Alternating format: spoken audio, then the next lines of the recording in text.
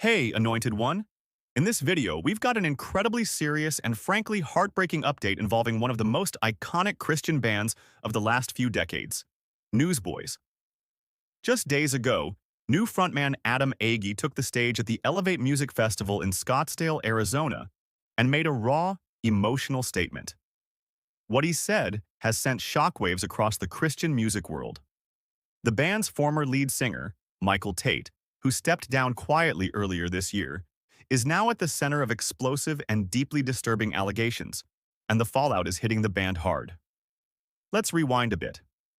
Michael Tate, known for his powerful voice and charismatic stage presence, joined Newsboys in 2009 after his run with DC Talk.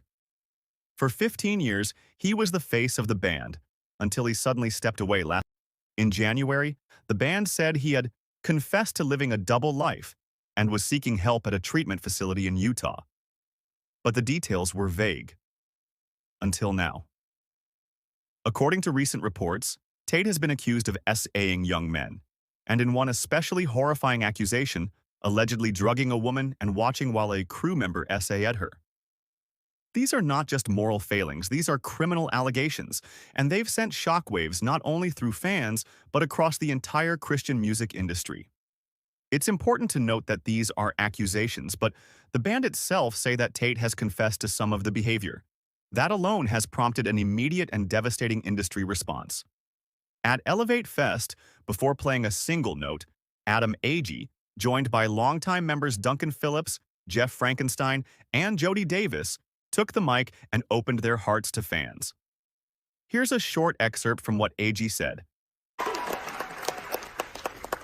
That means a lot, and we're just so grateful to be here right now. And we wanted to come out before we play and just tell you for just a few minutes a little bit about what's been going on, if you don't know. And yeah, you can have a seat for just a second, and then you're gonna be right back up on your feet. Okay? First of all, I'm Adam Agee, this is Jeff Frankenstein, Joe Davis, Duncan Phillips.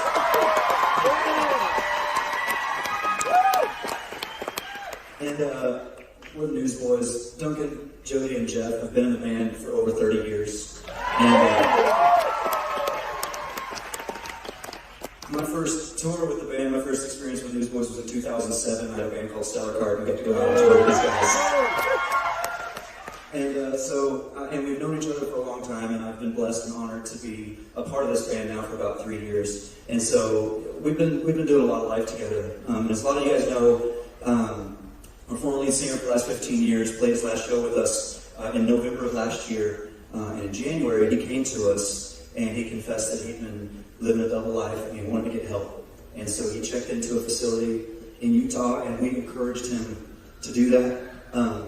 And we had to ask ourselves, what's next? And we prayed about it, and we all felt that God wanted us to move forward, and we felt like we still had a ministry and a mission to do, and so we continued to move on.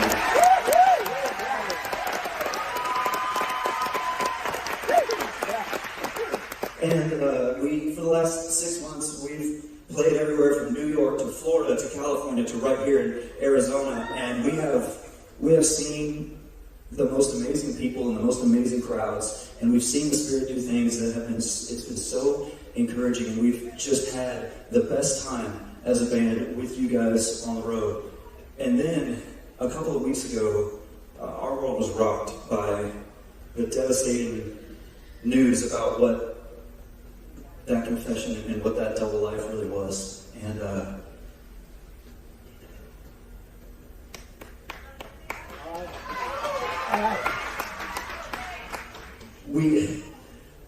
we were shocked because in January he had mentioned a few things about substance abuse and some personal struggles he was having at home when he wasn't on the road, but never anything of the magnitude of what we read and what was reported, and never anything ever. He never said anything that could have made us ever think that it could possibly be a danger to others or anything like that. And so it was so shocking to us because it's not the guy that we knew.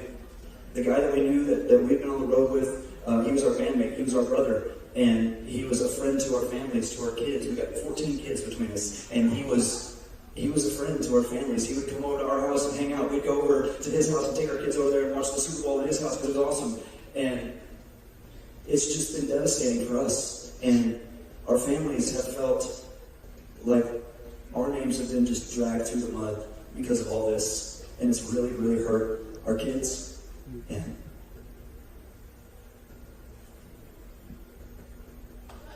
love you guys. Love you.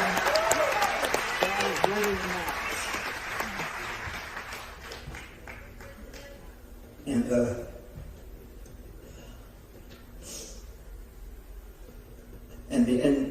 as a result of all this and the things that have come out that he's done and that he's confessed to, we've been dropped from our record label. We've had radio stations pull our music, and we've been canceled by promoters and venues all over the world, but not tonight. Not in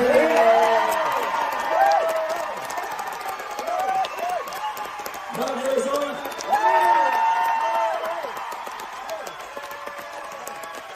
Not in my home state. Not by Brian Cole and Extreme Faith Productions, who still believes in Newsboys.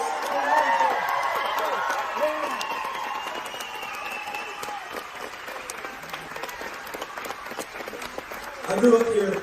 I've known Brian and the Extreme Faith crew for 20 years. Went to Arizona State University. I met my wife here. I was a part of starting many churches here, one including The Bridge, who we started right there. My youth group's here tonight. My pastors, my friends are here. My family's here. And we felt love in the pre-show meet and greet. We feel so much love right now. We cannot wait to have a great show with you guys tonight. And worship together. Thank you for being here. We love you. They described how Tate was like family, someone they invited into their homes, watched the Super Bowl with, trusted with their children. And now they're reeling, not just emotionally, but professionally. Newsboys have now been dropped by their longtime label, Capital Christian Music Group, a partnership that spanned decades. Radio stations have pulled their songs. Promoters and venues are canceling shows. Even though the remaining members had no knowledge of what Tate was allegedly doing, they're still facing the consequences, from the industry, from the media, and from within the church community. Jeff Frankenstein, speaking on stage, held back tears as he talked about how the scandal has hurt their families, and especially their children, whose lives have now been turned upside down by the actions of someone they considered a brother. In the midst of this heartbreak, one thing was clear from the Elevate Fest. Newsboys are not giving up. Adam Agee confirmed that the band will continue. We prayed about it. We felt like God still had a mission for us. It won't be easy.